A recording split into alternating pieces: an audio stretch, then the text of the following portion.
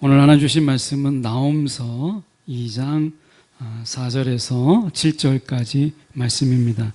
성경으로 보실 분들은 제가 가진 성경, 구약성경 1299쪽의 말씀입니다.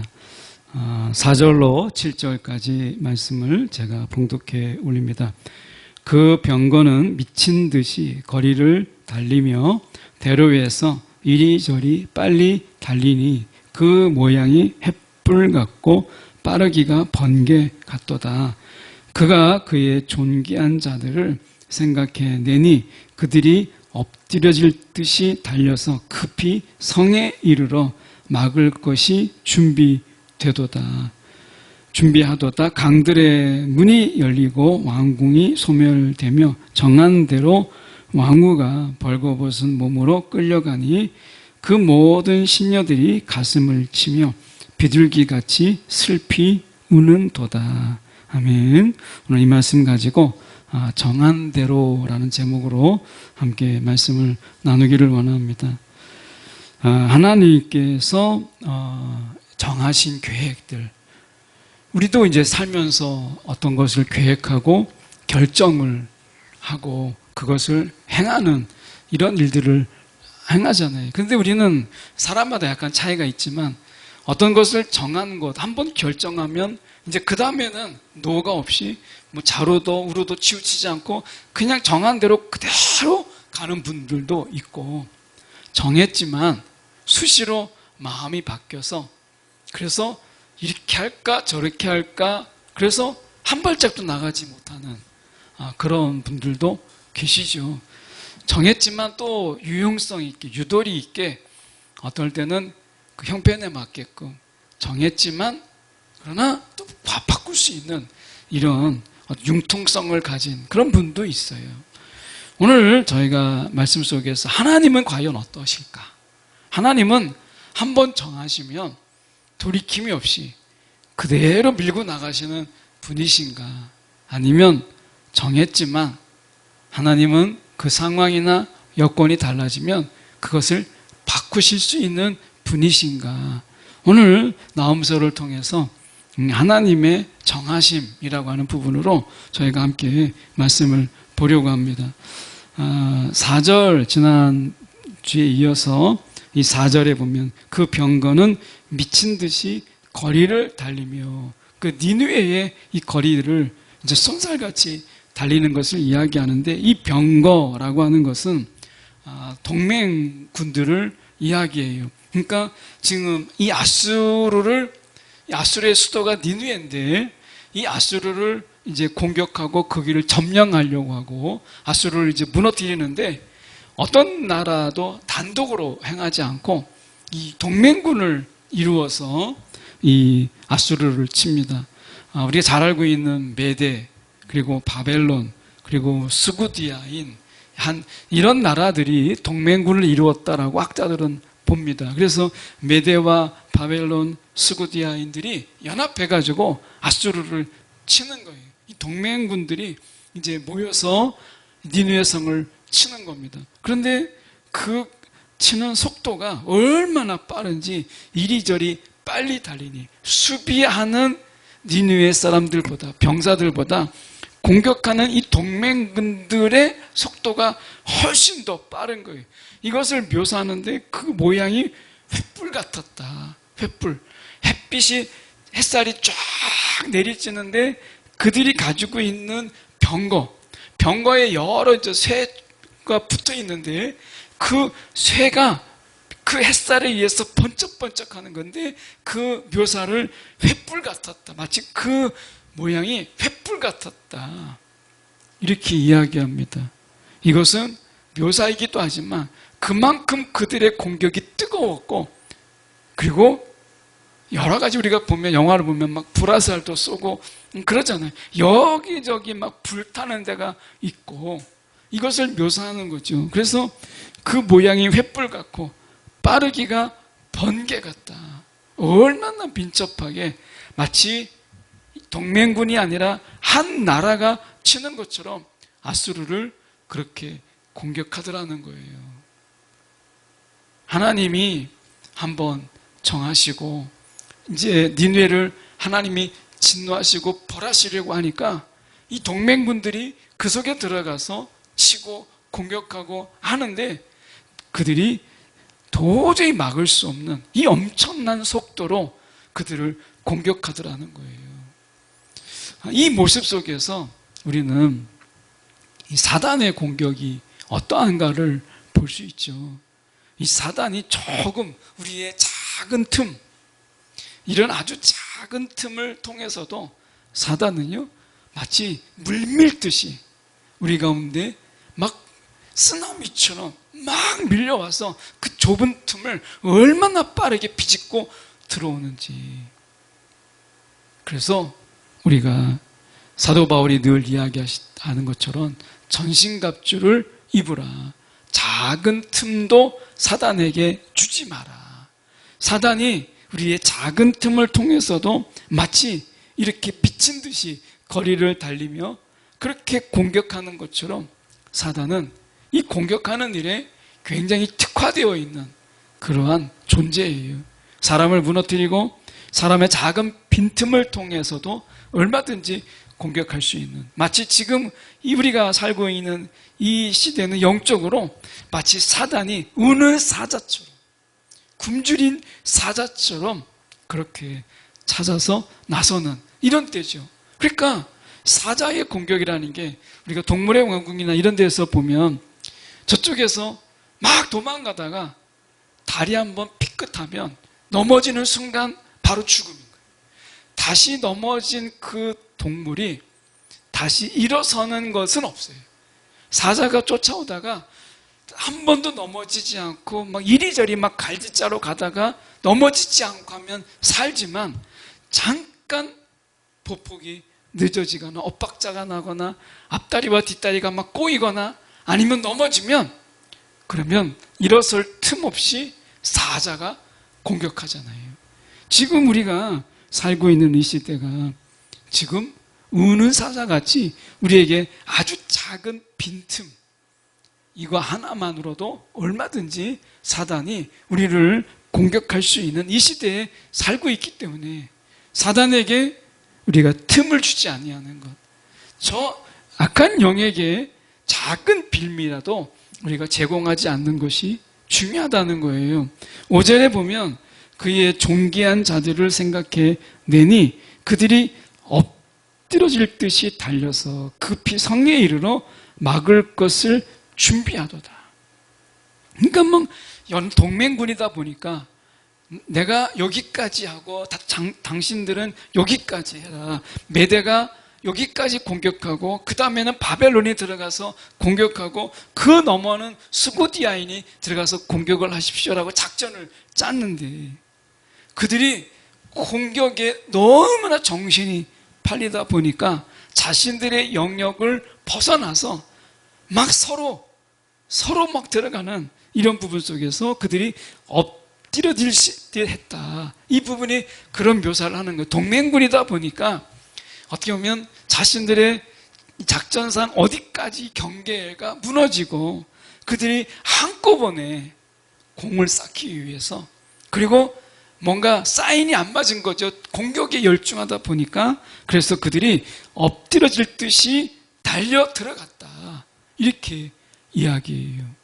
사단과 악한 영과 그리고 그 영들의 귀신들이 틈만 있으면 누가 뭐라고 먼저라고 할 것도 없이 그들이 치고 들어와서 우리의 심령을 그리고 우리를 지배하려고 하는 이러한 사단의 움직임을 너무나 잘 묘사하고 있는 거죠. 하나님이 이렇게 니느웨 성을 무너뜨리게 하나님께서 작정하시고 그리고 이런 연합 동맹군들을 그들에게 보낼 때 그들은 한치의 이러한 관용도 없이 아주 작은 헤아림도 없이 마구 들어와서 엎드려질 듯이 들어와서 그들을 치고 무너뜨리고 죽이고 불을 지르고 이렇게 하는 것을 보게 돼요. 전쟁은 무서운 거예요. 오늘 우리에게 기도할 것이 하나님, 우리가 사단에게 작은 틈도 하나님 우리 가운데 있지 아니하도록. 그래서 욥은 그의 자녀들에게 늘 매일 번제를 드렸어요. 그 번제를 드렸던 이유가 무엇이냐면 자녀들이 나가서 이제 하루 종일 돌아다니다가 부지불식간에 죄를 지어서 자기도 모르는 사이에 죄라고 하는 통로가 영에게 열릴까봐 이 욥은 자기 자녀들이 돌아오면 매일 그 자녀들을 위해서 번제를 드렸다라고 이야기해요. 우리는 짐승의 번제를 드리지 않지만 오늘 우리가 하루를 시작하고 저녁을 마감할 때 오늘 우리가 부지불식간에 우리 마음속에서 또는 우리의 행동 속에서 혹 죄의 통로가 열려있지 않는지 돌아보고 성령의 책망하심을 구하면서 우리가 부지불식간에 지은 죄, 이런 죄의 통로가 사단에게, 악한 영에게 열리지 아니하도록 우리가 기도하는 것이 필요해요. 그래서 우리는 성령의 인도함 속에서 오늘 우리가 살아가면서 사단에게 개방되고 사단에게 열려있는 작은 빈틈들이 성령의 충만함 속에서 성령의 우리의 돌보심을 통해서 이러한 열려있는 부분들이 다 닫힐 수 있도록, 그래서 사단에게 어떤 빌미도 주지 않도록 오늘 성령과의 하루의 결산, 하루를 보내고 나면 성령과 하루의 결산을 하는 것이 중요해요. 내 하루의 삶을 성령과 함께 마무리하고 성령 안에서 우리는 알지 못하지만 성령은 아시거든요. 우리의 빈틈을.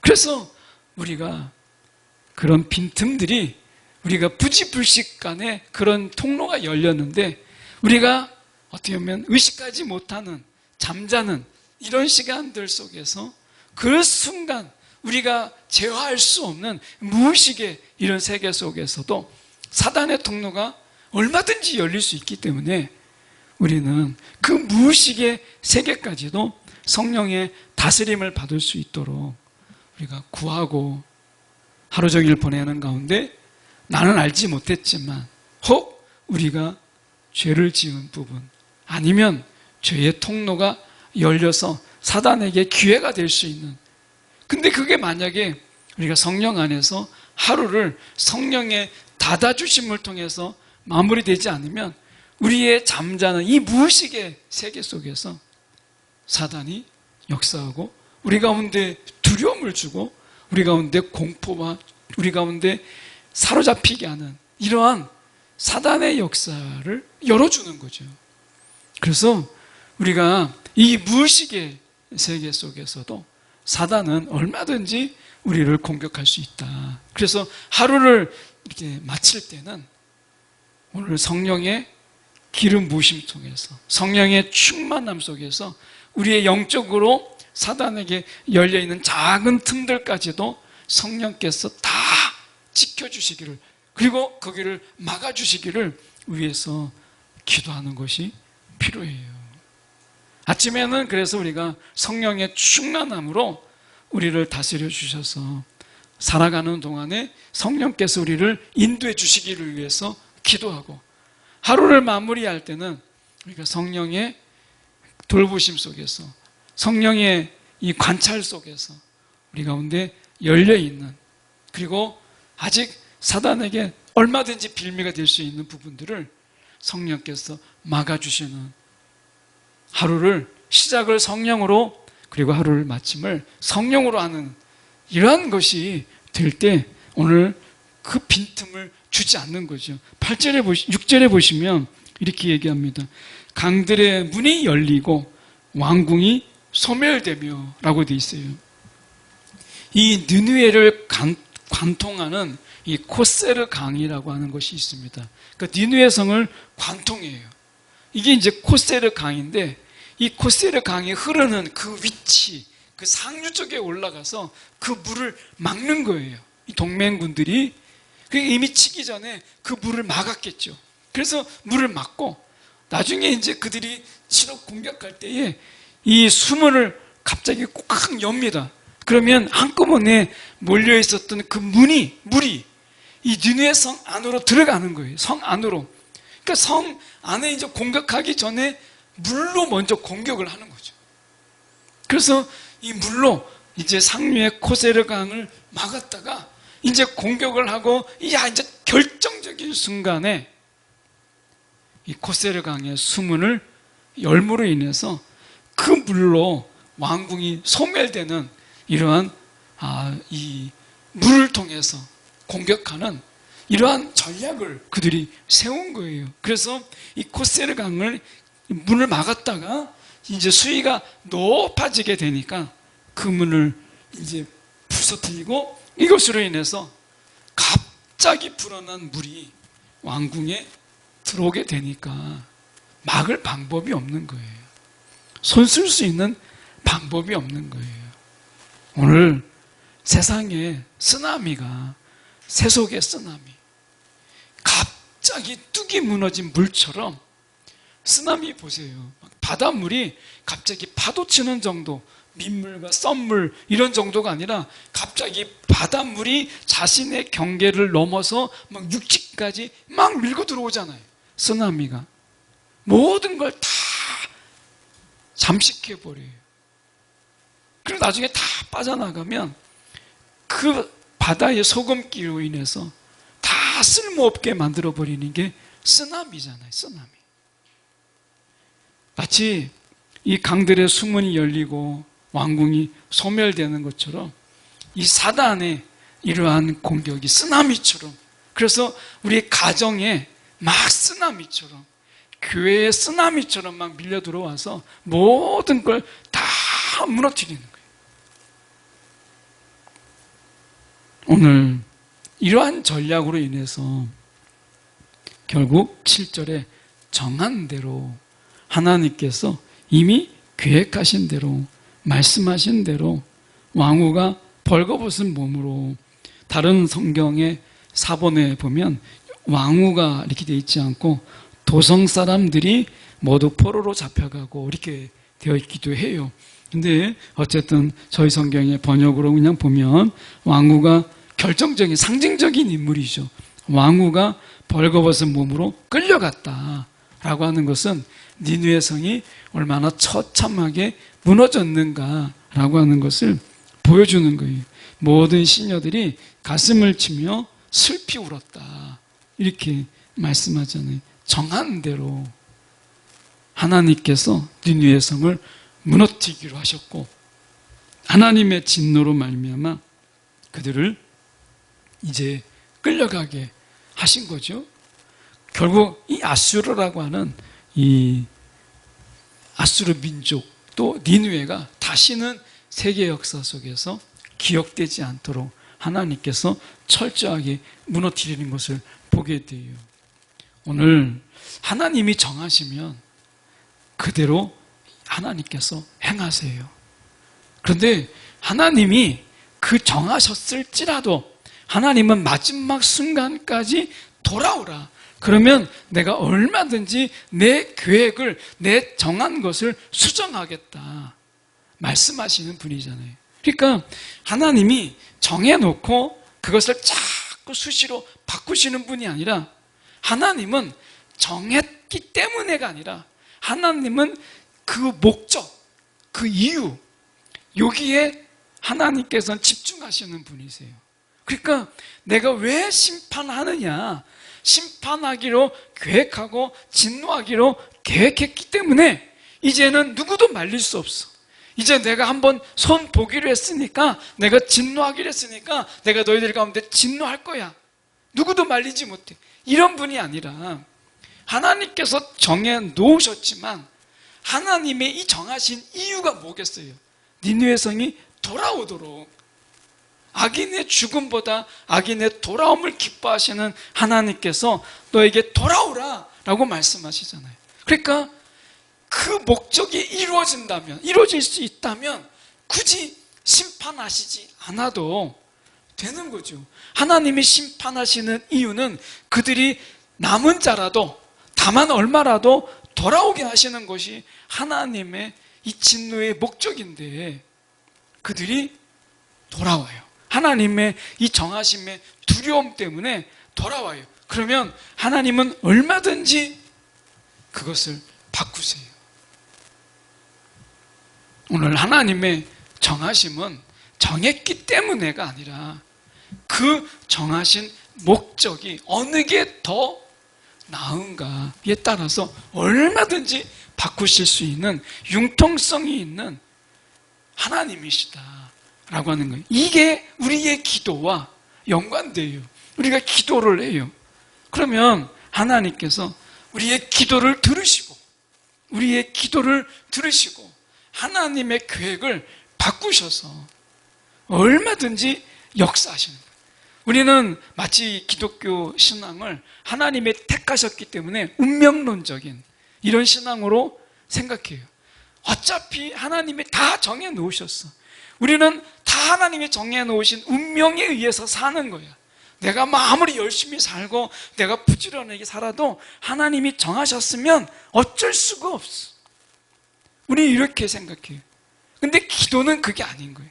하나님이 정해놓으셨다 할지라도 우리의 기도가 있고 하나님이 그 기도를 들으시면 얼마든지 그 정한 것을 바꾸시고 오히려 돌이켜서 우리 가운데 더한 것을 더하여 주시는 분이 하나님이시다. 왜?